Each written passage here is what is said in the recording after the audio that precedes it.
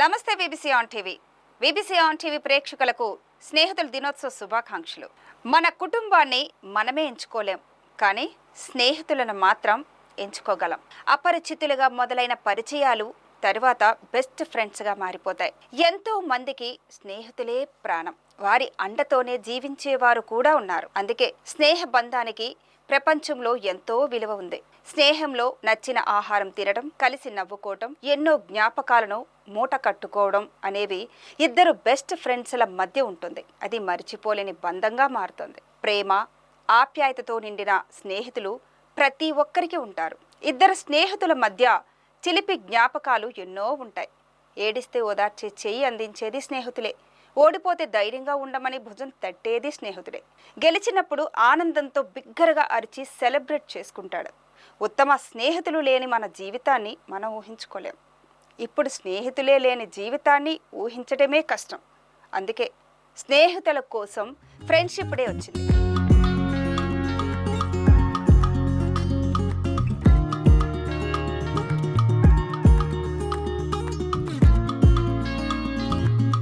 స్నేహితులతో ప్రయాణం ఒక విభిన్నమైన వినోదం. కాలేజీ టైంలో చాలా మంది స్నేహితులతో కలిసి సరదాగా గడపడానికి బయటకు వెళ్తుంటారు. అయితే కాలక్రమంలో ప్రతి ఒక్కరూ తమ జీవితంలో బిజీగా మారుతాయి. అప్పుడు తమ స్నేహితులను కలిసే సమయం కూడా దొరకదు. స్నేహితులు చాలా సార్లు కలవాలని ప్లాన్లు వేసుకుంటారు. అయితే మునిపటిలా అందరూ కలిసిమెలిసి సందడి చేసే అవకాశం తక్కువగా ఉంటుంది. ఈ ఫ్రెండ్షిప్ డే ప్రతి ఏడాది ఆగస్టు మొదటి ఆదివారాన్ని జరుపుకుంటారు. ఈ ఏడాది ఆగస్టు 4వ తేదీ ఫ్రెండ్షిప్ డే. అంటే స్నేహితుల దినోత్సవం ఆదివారం అంటే వారాంతంలో వస్తుంది.